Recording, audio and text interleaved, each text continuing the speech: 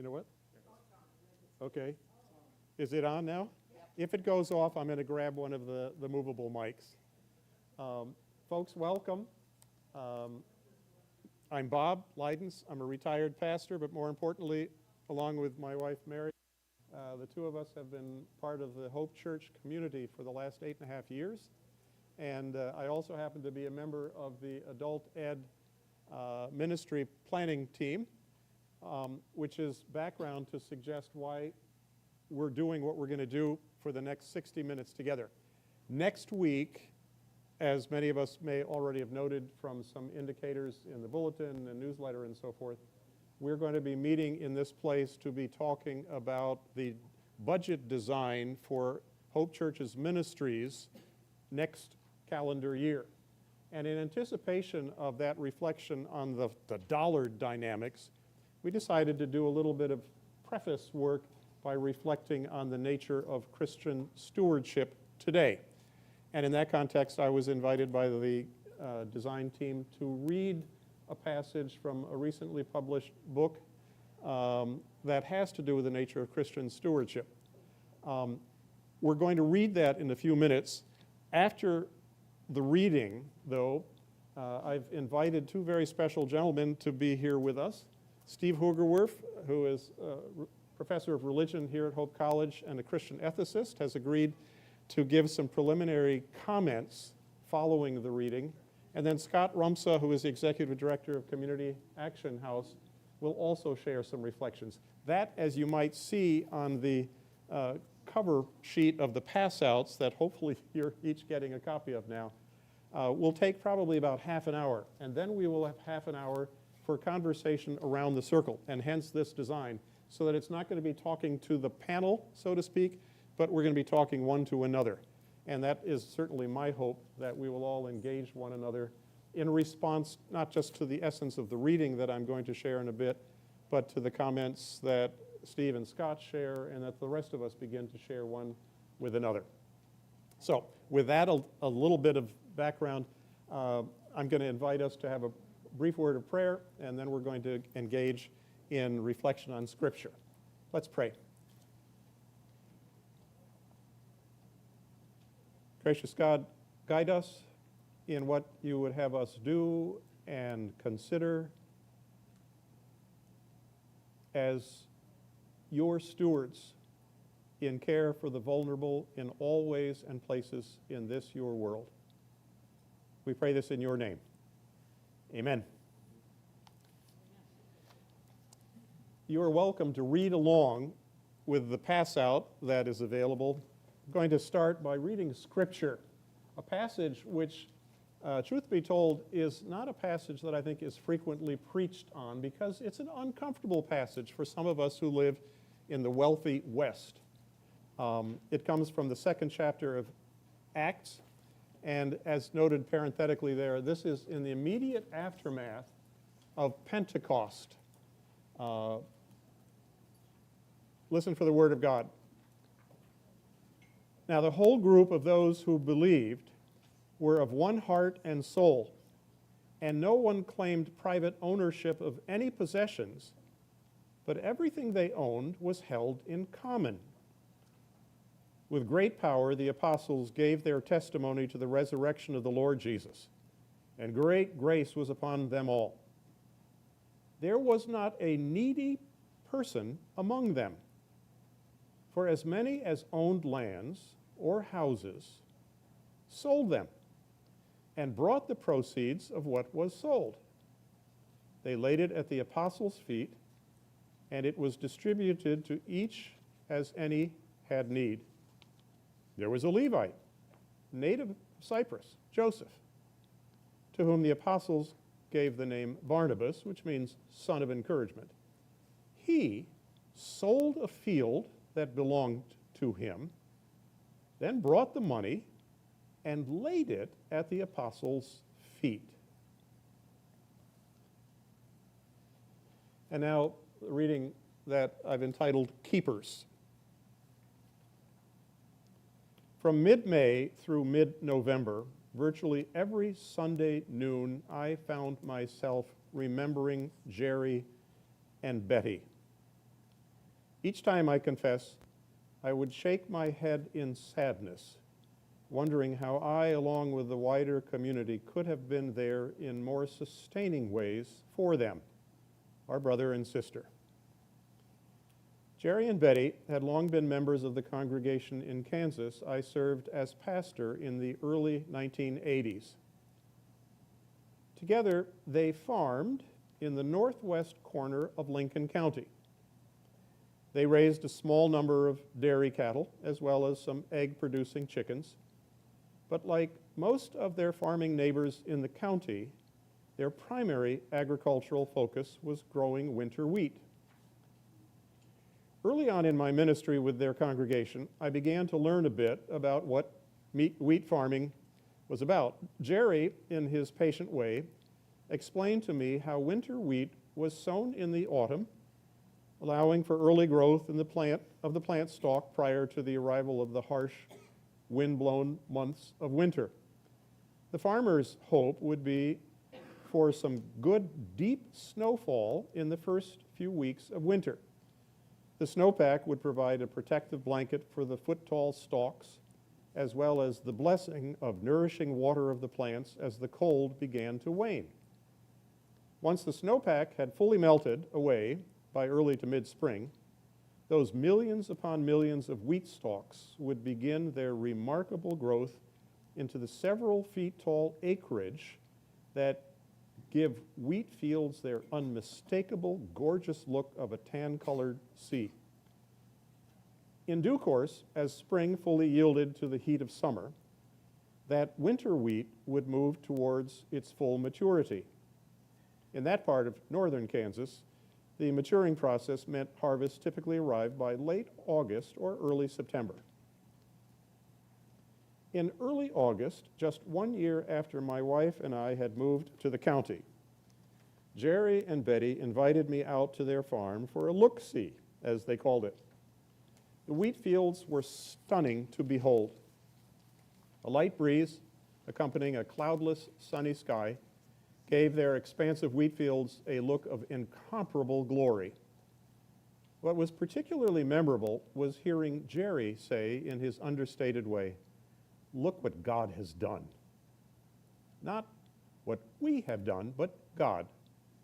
I distinctly recall thinking to myself, I need to get Jerry in the pulpit someday. His faith is compelling. But then the storm came, and everything changed for Jerry and Betty. Everything. Heading to bed on a Thursday night, I did as I was learning to do in that farming community. I tuned our radio to the local weather forecast. The prediction was for some significant rainfall, which sounded encouraging, given how little precipitation that part of the state had received in the past several weeks. One last watering of the mature wheat fields would have the crop in wonderful shape for the fast approaching harvest. But Friday morning dawned, and with it, news on that local radio station that a weather anomaly had unfolded between 2 and 4 a.m. Shaving in our little bathroom, I listened as the weather reporter, easily the most important individual on the airwaves in Kansas, noted soberly that a storm had indeed coursed its way through the counties to the west and then had moved into Lincoln County. But the weatherman then reported that the storm had inexplicably stalled. Sounding as somber as I had ever yet heard the reporter, he explained, for whatever reason, the system stopped for 2 full hours right over the northwest quarter of Lincoln County, and then dumped up to 4 inches of rain. After a moment of jolting quiet, he continued, early reports from farmers in those parts are that the wheat fields have been flattened. The loss looks to be total. What? I mumbled to myself, staring blankly in the mirror. Flattened wheat fields? Total loss? A shiver of confusion and then of fear coursed through me. Then, recalling what part of the county I had visited just a handful of days earlier, I said aloud, "Oh no, Jerry and Betty. I dropped my razor straight into the sink, did a quick rinse of my still stubbly face, made quick use of my towel, and headed straight to the kitchen phone. Shaking so much I had difficulty dialing their number. I called. Betty answered quietly.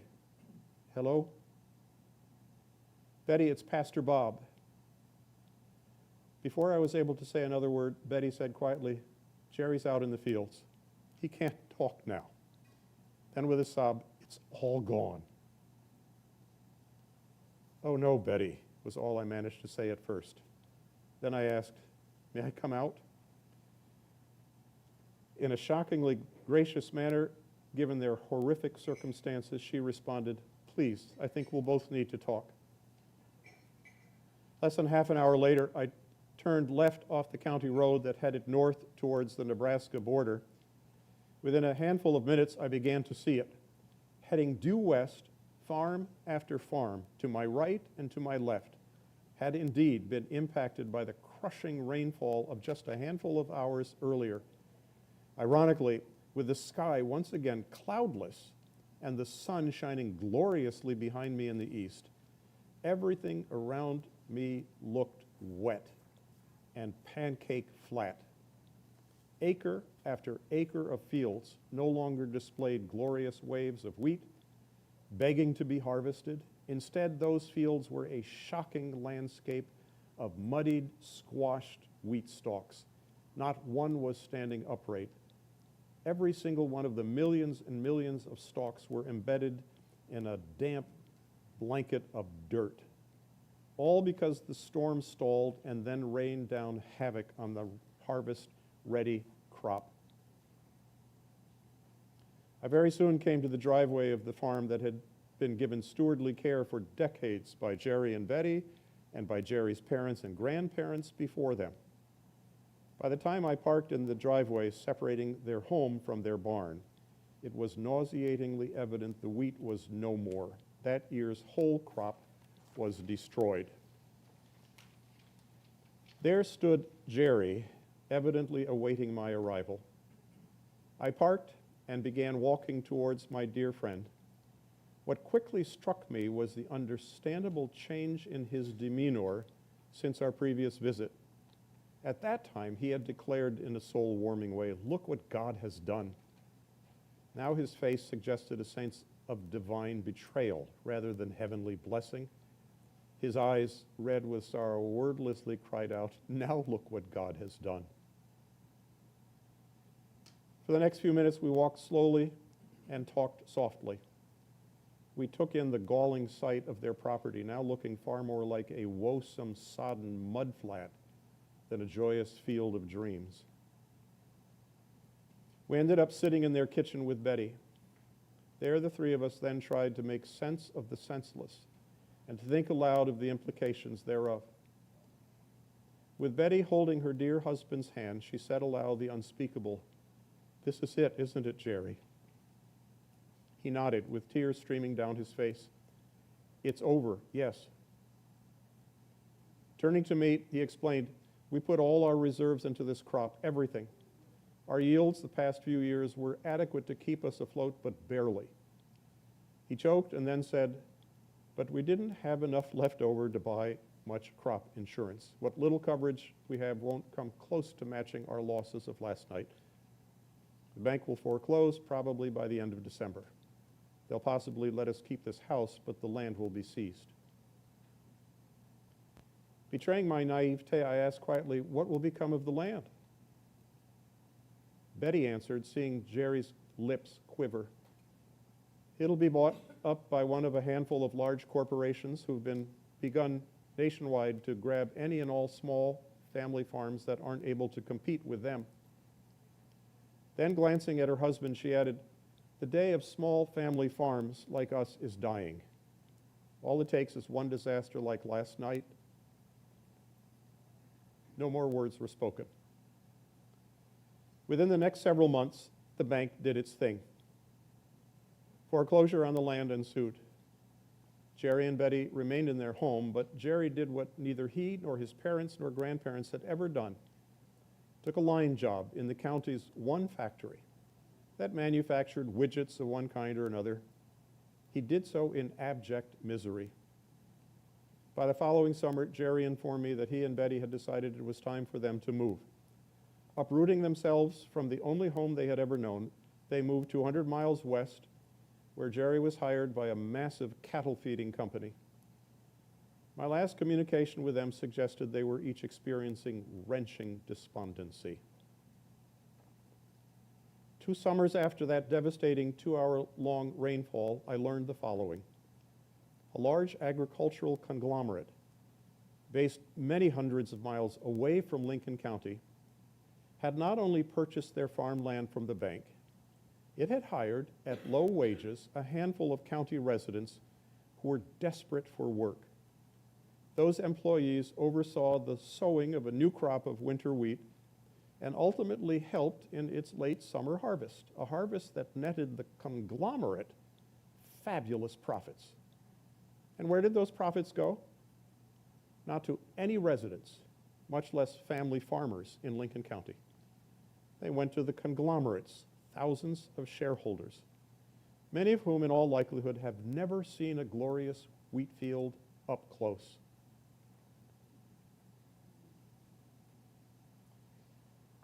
A quarter of a century then passed. Now the pastor of a wonderful congregation in upstate New York, I received a phone call on an ordinary Wednesday morning in early February.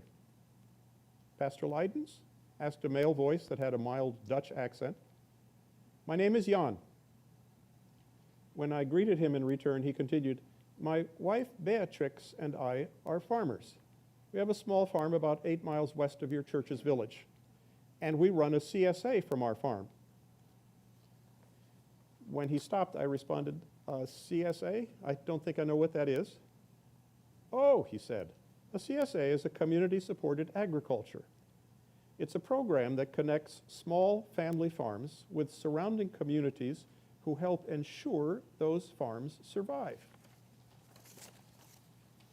Before I had the chance to comment, he asked, may I come by to discuss our CSA and your congregation? I think you'll find it of interest. Having virtually no idea what such a conversation would entail, I nonetheless responded, if that would be helpful to you, of course. We then scheduled a visit. A week later, Jan walked into my study at the church. An hour later, he departed. In a state of wonderment, I then proceeded to draft a proposal for consideration by our congregation's governing board, the consistory, at its approaching monthly meeting. The proposal recommended that our congregation become the rent-free site for the CSA's weekly distribution of freshly harvested items from Jan and Beatrix's modest family farm.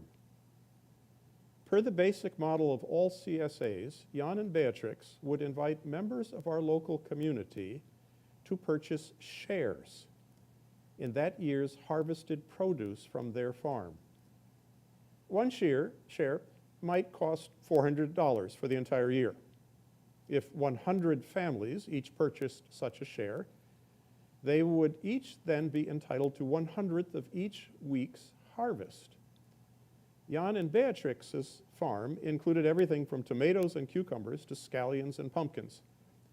Each Friday morning, they would harvest whatever produce was ready that week, would then truck it from their farm to our church building, and make it available in our fellowship hall to all 100 shareholders to pick up that Friday afternoon and evening. And the relationship between Jan and Beatrix's CSA and the congregation? It was quite simple. The CSA had in the church's fellowship hall a free distribution site that was easily accessible to everyone in our village who bought a share in the CSA. In turn, each week, the congregation was allowed to keep whatever produce was left over by the end of that Friday's distribution. In any given week, a significant portion of the produce would not be picked up by the shareholders, be it because they might not want leeks or kale, or because they were traveling on vacation. We, the congregation, would then retain those food items from Friday evening and would make them freely available in that same fellowship hall for any interested worshipers 2 days later on Sunday noon after worship. The church's governing board reviewed the above proposal, affirmed it, and our relationship with the CSA commenced, and it thrived. The governing board decided to invite free will contributions from any Sunday worshipers who took home some of the leftovers, such as ears of corn, bags of turnips, or fresh pumpkin. Those contributions ultimately added up by the time Thanksgiving arrived. What came of those cash contributions? The congregation forwarded every last penny, to the village's food pantry that was housed in the nearby Catholic Church's fellowship hall. That food pantry's volunteers then used that sum of several $100s to purchase fresh produce during the ensuing winter months, fresh produce for those who otherwise might not be able to afford it at the local supermarket.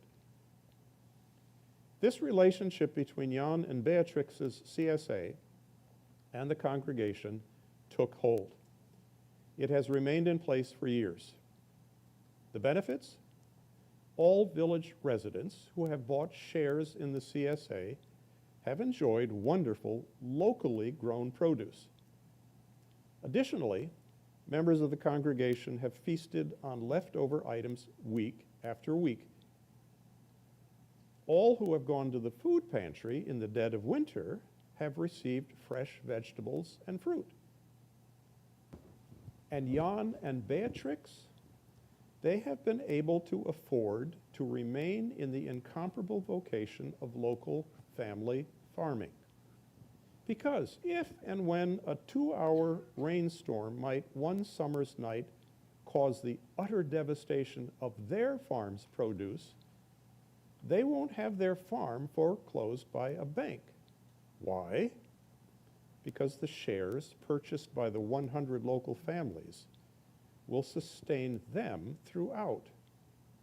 The shareholders share the farmer's risk, enabling the family farm to survive, no matter the circumstances from year to year. Which brings me back to Jerry and Betty. Once my congregation in New York had been given this priceless gift of partnership with Jan and Beatrix's CSA, I found myself hearkening back with a pained heart to what had befallen Jerry and Betty so many years earlier back in Kansas.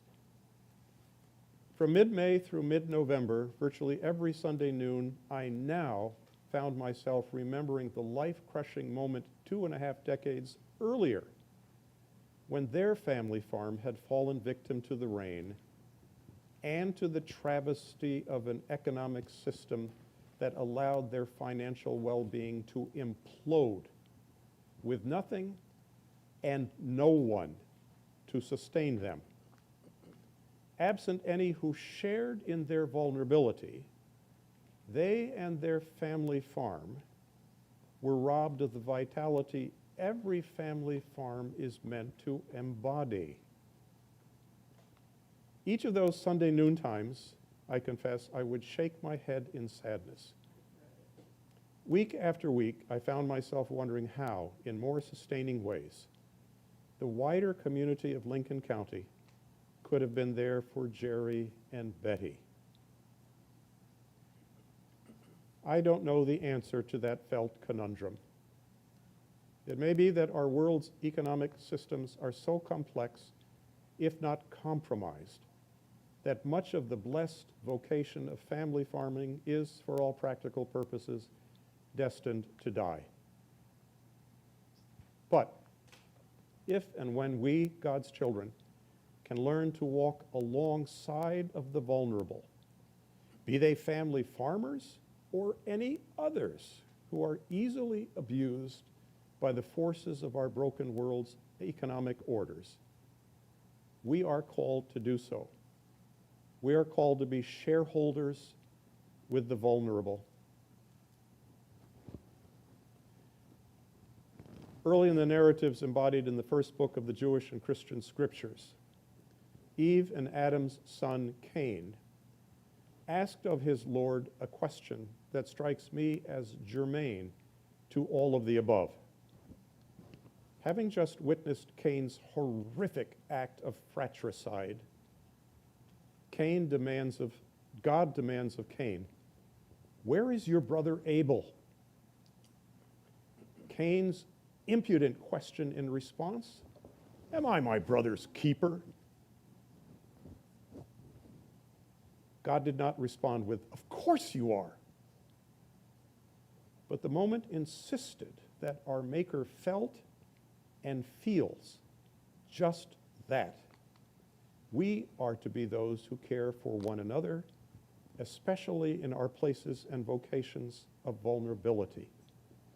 We are indeed to be our sisters' and brothers' keepers. No calling is more essential. No service is more fulfilling.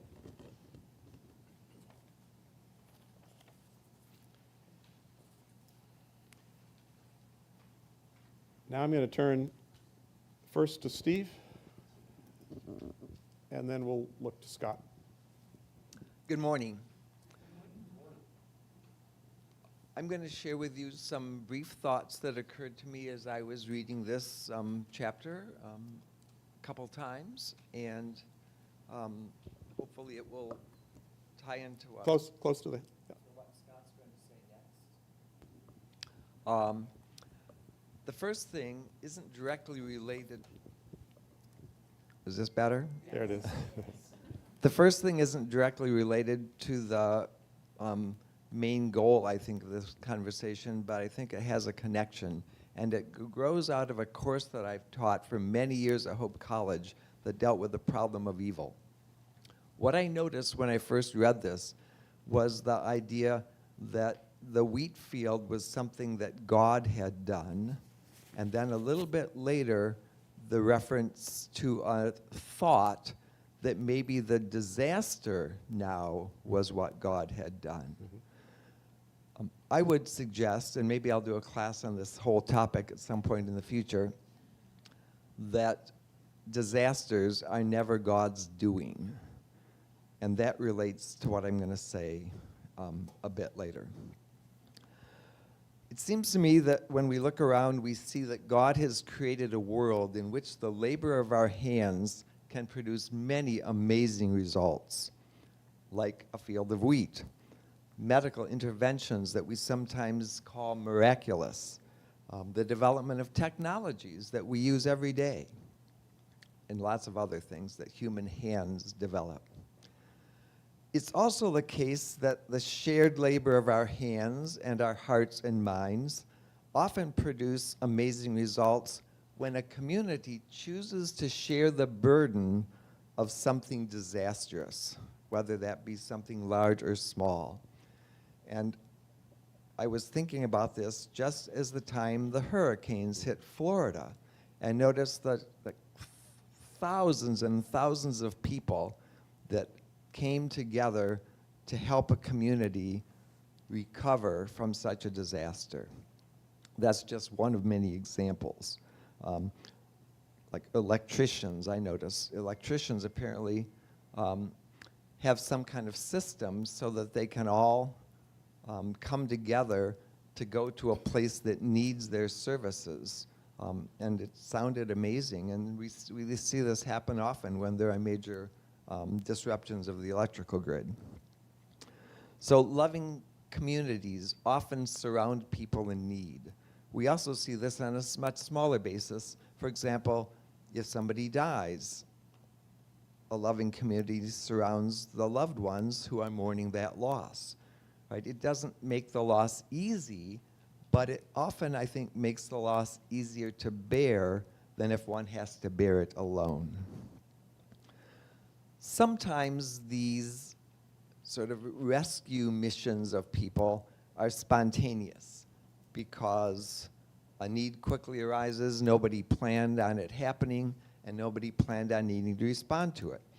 But when it does arise, it's amazing how communities often respond. A CSA, which I'd never heard of before either, although I think I've been sort of part of one in the past without knowing it.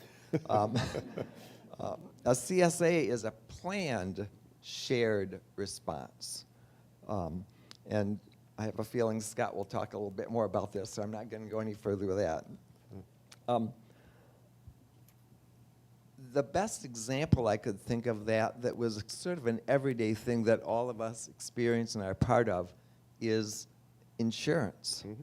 Like insurance, right? It's thousands of people pay into it, and when people need the benefit of it, they get it, right?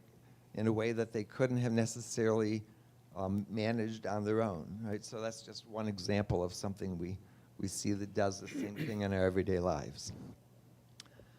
The challenge, I think, is to figure out how to do this shared, planned response in places, situations, and circumstances that are very particular. And to do that in places and circumstances where needs are not currently being met. And that, I think, is a huge challenge.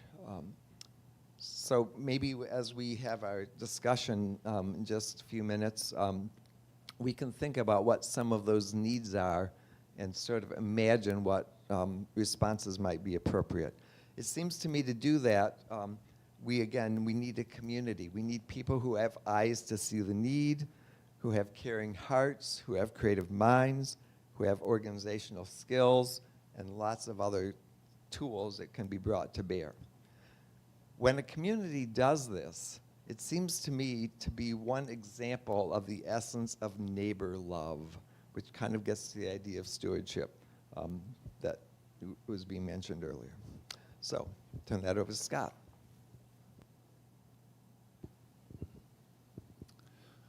Thank you, Steve. And Bob, thank you for the opportunity to share a little bit today. I'm going to share just a few reflections on some of what I heard when I read and how I think that relates to many of the wonderful people and experiences we get to work alongside and with at Community Action House. So I share this not from the perspective of what I get to do, but more what I get to witness in my day job, alongside so many volunteers and other ways that people show up for community. So my first thing in reading the chapter, and particularly the close of the chapter, about this sharing of vulnerability, I found myself reflecting on institutions like Community Action House. Action House not being the only example of this, of course, but Community Action House being a community-founded initiative to essentially share in the vulnerability of neighbors in a time of need. And I'm sitting right next to somebody who could probably share more about the founding story than I ever could, because 55 years ago, it was probably a church room like this, from what I've heard, where a community activist was sharing, there's marginalized neighbors with unmet needs right here in our community. What can we do about that? There's people that are falling through the cracks, people that might not speak our language, people that call this place home, and they're being underserved. They're not being met with welcome. And Hope Church was one of 4 churches that said, how about us? And there were other groups and individuals that came alongside. That is Action House's founding story. And again, in a very general sense, we can ask David here for more of the details, but Lupita Reyes and others sharing, there is this need. There are unmet needs. And so today when we talk about our vision and we're chatting with our volunteers or others, we say, we want to do our part to create a community where everybody has what they need to thrive, to reach their potential. But what we do right now is ensure it's a community where nobody faces their challenges alone. And that's what it started with, creating a house, a welcoming space where people in a time of crisis and challenge knew they could turn and find not judgment or stigma, but welcome a surrounding community that believed they can find the next best step forward. So that sharing and vulnerability is at the core of what groups like Community Action House do on a daily basis.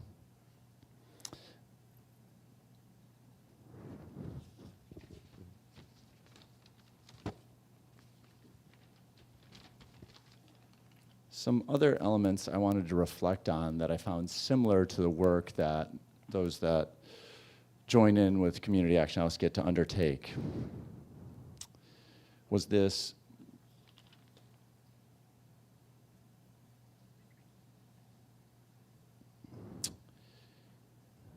as I heard Steve reflect, almost this, what has God done? And taking that aside, this act of disaster, which might have been, anticipated could happen sometime, but then when it happens, the medical emergency, the car breakdown. We often see people coming to Community Action House and those who serve us following an emergency. And in the long view, we all know those emergencies happen. But the sort of folks we serve and we see even here in this community are those, and I read over here, that you know what we have is adequate to keep us afloat, but barely. And we didn't have quite enough to buy much crop insurance.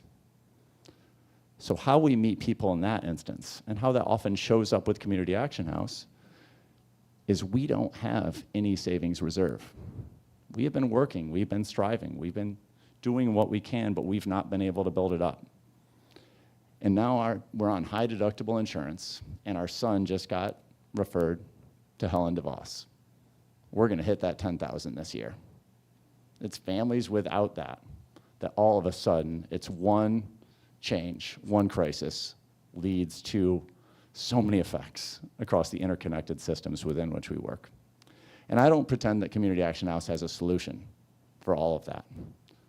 But those that work with us can start meeting with those families, can start making sure that they're not ending out without things in their fridge, working with families to make sure their homes don't get foreclosed on, helping them with payments that are past due, working with them to renegotiate mortgages, things of that nature, because it's these almost unseen or unanticipated, oh, that happened now, and I have not been able to adequately prepare alone when community showing up means the most. And that's one of my experiences. The other one is what people really need in many circumstances is understanding and partnership without blame. So when I read how Bob asked, may I come out after the disaster? I said, yes, please. I think we both need to talk. And what we often experience is that sometimes people are met with, well, shouldn't have you foreseen that? Shouldn't have you bought more crop insurance? When we reflect on the actual nature, they don't need that in that moment. And maybe it was fundamentally impossible because the numbers didn't add up for that farmer or for that family. And so at Community Action House, a lot of our staff and our volunteers get to come face to face with people for whom maybe the numbers didn't make sense. And they made decisions along the way that might have been the best possible decisions in that moment, or maybe they didn't. But either way, what they need right now is somebody that believes in them and their worth and their dignity, not blame, not you should have, but somebody to talk with, somebody that values them and where they're at that moment, and somebody that says, we're all here with you, how are we going to move forward? And that's some of what I get out of this chapter. So we need to talk, not to blame. We need to plan together. And the last reflection I want to share is when Bob was sharing about the CSAs, and I can talk about the amazing farmers and folks we have in this local community that we're fortunate to have from our perspective. But what I see there is it's an act of moral imagination on what are some of these community collective responses to some of the needs. How do we intentionally share some of the risk? How do we intentionally create systems that come together and offer support? And I feel the privilege of being a part of Community Action House, which is a generational institution that I think continues to attempt to reimagine with a moral imagination of what might be possible, what should be possible, and what should we strive to do together. With that, I think I'm through. So thank you. Thank you to both of you. The floor is open. And we've got the two mics that can be run around, and if there are comments, questions, this is the time to share them, hopefully, if anybody has anything to begin with.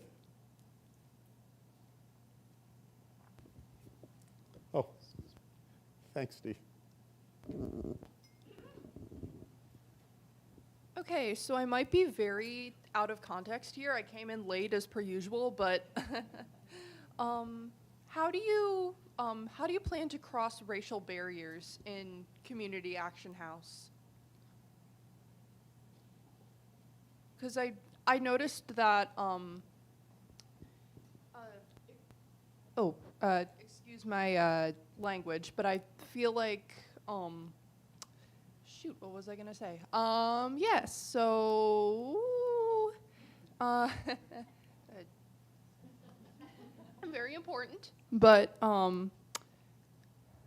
I noticed that a lot of people who might might need the most help in this community are black and brown individuals, as they have a disproportionate rate of poverty and stuff. Then again, I'm not a sociologist. I go to school here. I'm not from here, but what are your thoughts on that? How can we kind of work to bridge that gap? That's a big question, and I appreciate you asking. So I think you're right. Because of, the historic roots of so much of the inequity we see today and the systemic racism and many things that have happened in our country and even in our community, we do see that there's disproportionate impacts about how people are living today. And so, yes, more people that are black or brown are struggling disproportionately to their numbers in our local population, just like everywhere. And I would also share that, there are also a lot of people of the majoritarian look, like white people, that are struggling deeply also in our community. So we serve a broad mix of individuals. So how do we cross that? We try to ally and work very closely with many of the communities that we serve. And so we have, when we talk about one of our programs, our food club, we have advisory groups that represent different ethnicities, racial groups. So for instance, some of our Cambodian and Thai neighbors actually advise us on what food we should try to keep on our shelves, what we should prioritize. And so we try to listen, we try to build bridges, we try to relate, and so the sort of assistance we provide, we try to make sure it's shaped by that. And we're also on a journey to make sure that our staffing is more reflective of some of our communities of service, which is broad and varied. And so where we're really trying to reach out right now is to broaden our volunteer groups. And so that's still a journey to come, and we're working on that. But every one of our programs is also English and Spanish language proficient, and we last year provided services through real-time translation via an iPad in 14 other languages. So we do that across all of our programs. But it is a long journey to come, and you ask a great question that we need to keep wrestling with. So thank you.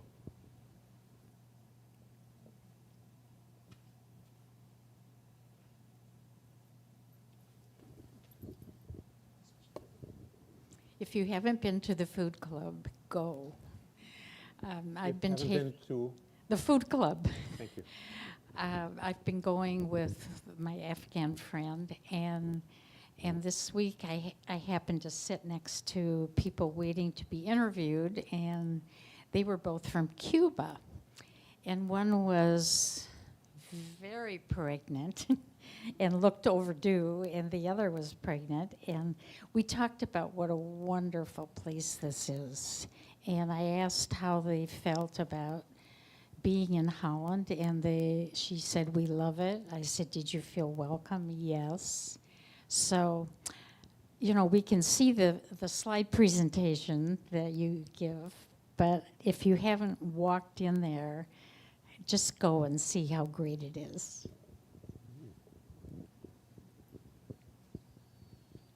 Thank you. And I also don't want to make this overly about Action House, more reflecting on how community can show up as we each in our own way are our brothers and sisters keeper. And I think that's one expression among many ways we can each individually and do show up in other institutions and ways. But I'm very proud that this is one that many here I think are proud to take part in. So.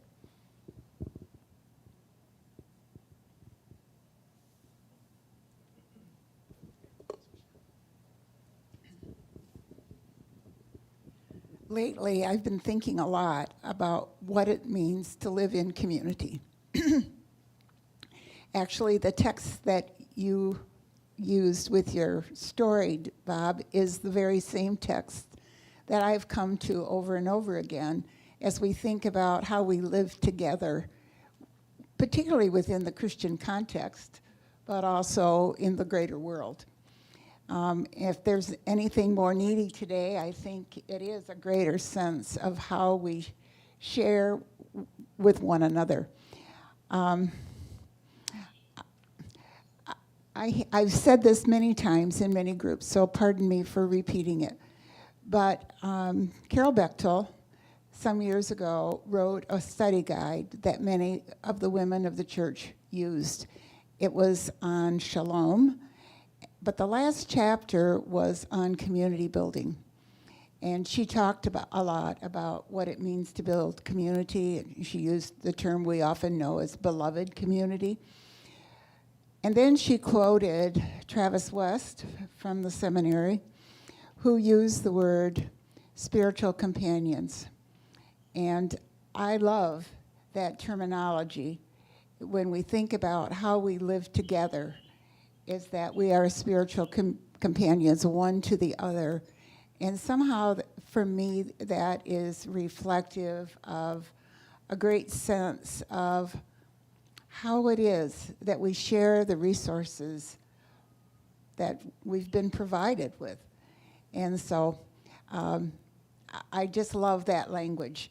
And I use it with the rest group that meets here at Hope Church, because we do not have a professional leader, but at the same time, it's a new way in which we care for one another. And I think that's the term we can use within the greater community as well. Judy, could you just explain to people what the rest group is? Would you just go back to Judy for just a minute so she can say that? Because some people may not know it exists in this church, and it's important. Rest Group was founded probably a good 10, 12 years ago, and it was first meant for caregivers who often need a place to share their concerns and receive support, physical or spiritual and mental support, emotional support. And Ginger Clark was a very instrumental person in working with that group. And then, as people were, they experienced the death of the person for whom they were caring, we ended up with a lot of people who are what I call grievers. And so at the present time, we serve both caregivers and grievers. And the one thing that I love is that people who, for a time, thought, well, I'm past the worst of my grief. I can move on to no longer coming to this group. However, when we recast it in terms of how we support one another, there's a whole new function for people who are feeling like the worst of their grief has been met, but at the same time now they stay to give support to the others. And I love that. So anyway, and in fact, one of the wonderful things is some of you know Shawn Robbins, who is an African-American woman who used to come here regularly. She still considers this a place of refuge for her. I see her regularly. She wrote a beautiful poem for somebody who was a griever, and it's called The Gift of Grief, and a very different way of understanding that. So those are some of the things that are happening within REST. Thank you, Jane.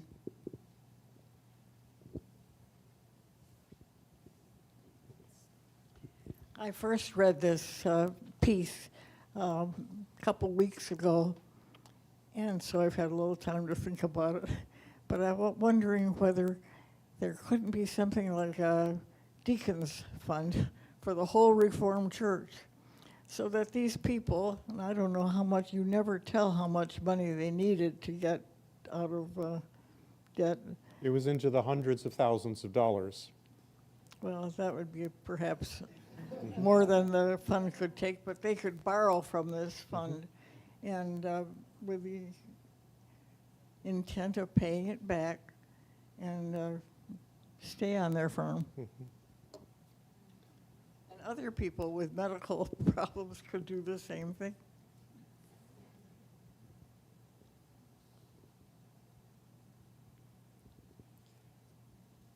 I'll just throw this little hand grenade into the middle by calling attention to that passage to which Judy just referred as the lead passage, and which I noted about 45 minutes ago is quite studiously ignored by most of us who ever venture into a pulpit, because the implications in that particular text about what was done by the early believers is a little bit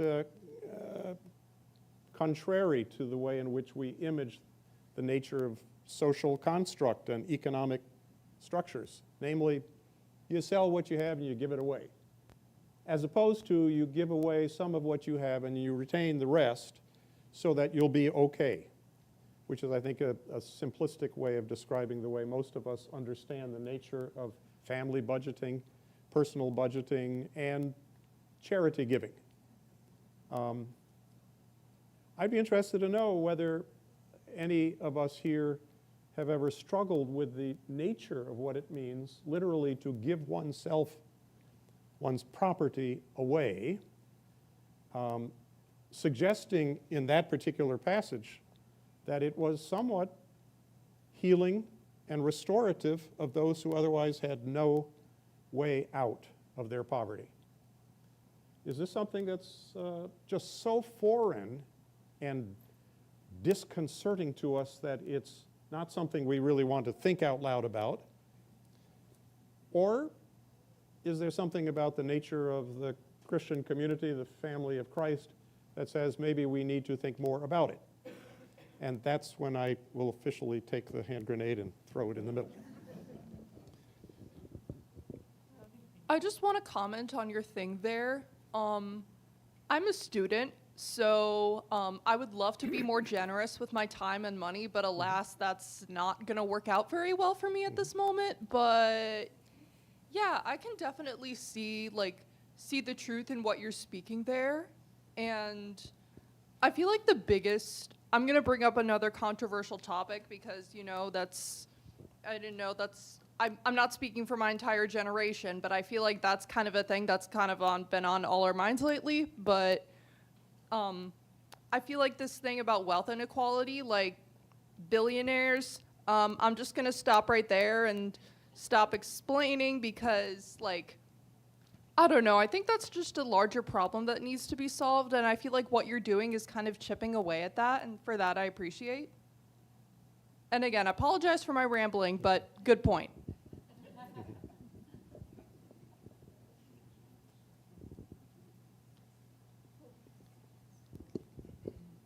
Hope College has taken on an aspect of this, I think, in its Hope Forward program, where former graduates like myself, I worked summers and I could pay for my college education that way, especially since I lived at home and commuted to Hope College. It saved some money.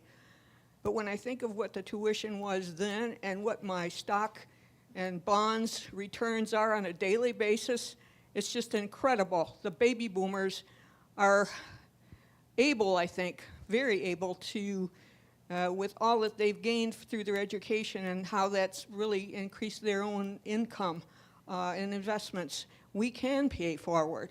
And I would encourage you to think about that. Bill and I have established a scholarship at Hope College as part of that, and we've included Hope College in our will. And I want to see other generations be able, like I did, to benefit from a higher education so that you can have a better means of living and be able to pay forward. Going back to naming the hand grenade, which I gratefully appreciate, I think my question would be how to best talk about such a hand grenade, which is a good analogy.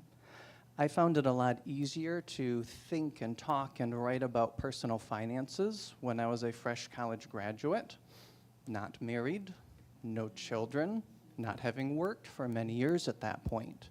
It was a much simpler conversation. At this stage of life, it's a more complex conversation. Ideally, it should be more simple because I'm 20 years older now. So my question would be how to talk about that, because it's in our world, it's a very personal question. It's something that you tend not to ask other people, and those that seem to be sharing very readily, there tends to be red flags or, wait a minute. So I really want to know, I want to learn, I want to have good conversation with others. How do you have that conversation?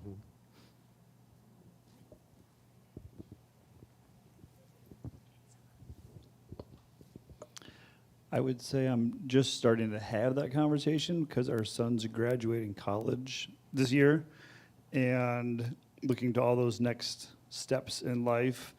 And he just accepted his first job offer. So he'll be moving to Minneapolis after graduation. So again, and we've been starting to have those conversations. And it is, on the one hand, awkward because, finances are always those topics that are like somewhat taboo, which doesn't help because then you don't talk about it. And the humbling thing is, I have a feeling he'll be like, well, I don't want to do it the way my parents did it, which is perfectly fine. One example for him, rights to follow. But I hope to have that wisdom as he starts this next phase of life. What I've learned, like, I wouldn't do that again, or I'm glad I did this. I mean, it goes both ways. But again, on that conversation, it is simpler now because there's a lot less moving parts, right? But then how can I talk with him, and then how can we also, with that generation, say, these are ways that we found the wisdom of living in this world, which most of the systems of the world are pushing us away from the biblical standard or, my brother's keeper. That's not how most systems are designed. So then how do you live counterculturally, financially? It's totally possible, and there are many examples of people that have done that. So that's what I want to hopefully start instilling in him, of how do you look at this financial world that we live in. You can't change that. The banking system is what it is. However, there are ways you can live within the system and still not be a slave to the system. So anyways, I'm just starting to have this conversation, so timely reminder. Sometimes you teach your children to care for community, to look out for other people, to look at the impacts of racism and so forth, and then they turn around and they show you up and do a better job. My daughter and son-in-law had conversations with their two children as they were going off to college. They live in Atlanta in the inner city, and they live in a mixed community, and they've become very good friends with various people in the community. They left the door unlocked at night so that some of the local high school kids could come in and use their computers because they had no computers at home. So then it was time for them to send their children off to college. And as a family, they realized they had more resources. They were white. They were educated. They should be the ones that take out the loans for their children's college and give the money that otherwise they would have given to their own children to two children in the neighborhood that they helped finance through college. So, whoa, I mean, it blows me away to think about that. And then sometimes, and this is fair, they'll look at me and say, Mom, because I'm not doing the very things that they think I taught them to do. And I'm not living up to the standard. That's number one. Number two, you socialist, Bob, you socialist. We have to claim and help people understand the real economics and how much of what we have in our communities is because of that shared responsibility. Our libraries, our schools, our streets, it's all, quote, socialism. But when that term is then used to to tell people they shouldn't be having those ideas because those are terrible socialist or communist ideas. So I think another thing is we need to deconstruct an understanding of the economic system and the fact that we are very interdependent already, and that some of the people who most want us to not to pay any kind of taxes are beneficiaries of a system that is because of our shared putting money together all together. And the last thing I'll say is I hadn't paid attention to, am I my brother's keeper, that the person who's asking that has just killed his brother. I mean, I hadn't brought that together. And that's kind of stunning, too. We are. One last comment maybe from Dave, and then I have an announcement about next week. So you asked us, Bob, to think about questions that this raises, and it raises a lot of questions for me. Some of us have been in this situation or are now in the situation where we have very little discretionary income. There are at least a few others of us in the room who have excess material wealth, and that has happened to me unexpectedly. And it has raised for my wife and I all kinds of questions that I still think about like every day. And the questions in succession were things like this. If we have excess wealth, how much of it should be endowed to our children and how much of it for other purposes? How do we make that distinction? If we're to give it a certain proportion, in our case, most of it away, when should we do that? As it comes in? Or should we accumulate it and grow it and multiply it in the free enterprise system to do something bigger later, which is mostly what we've done in a family foundation? When we distribute that wealth, to what extent should it be local, people we see and know, versus distant and people we don't see? To what extent should giving be addressed to human needs in the present versus unseen people in the future? And different people of wealth and foundations have different foci, if you will. Some want to deal with what are our problems right now, and others want to leave a legacy for the future that they will never see. What's the optimum size of the organization in order to have, given what you can do, some transformational effect, but also confidence that that organization is going to continue to exist in the future? And then finally, when should we do it? And in our case, we're committed at some point to distributing all the assets of our foundation. And that's a lot more money than we've given away up to now, which is tens of millions of dollars. And so I don't know what to do, but I'm committed to doing something. And it's not just me that's going to decide this, but anyway. So I'm just saying, I just think a whole lot about this, and it's just, I don't know what to do. You didn't hear something you didn't need to hear. He said he would help you out. Thanks to everyone who came today, and we learned a lot of things, and it's given us a lot of things to think about. I invite you to come back next Sunday, where we will have Bob Jordan presenting a draft of the 2025 budget for Hope Church. Jane Dickey will explain some personnel changes in 24-25. Barry Workman, along with Claudia Berry, will provide information on how the endowment fund works and supports the ministry of Hope Church. So please come back next week. Thank you all. And thank you, Bob.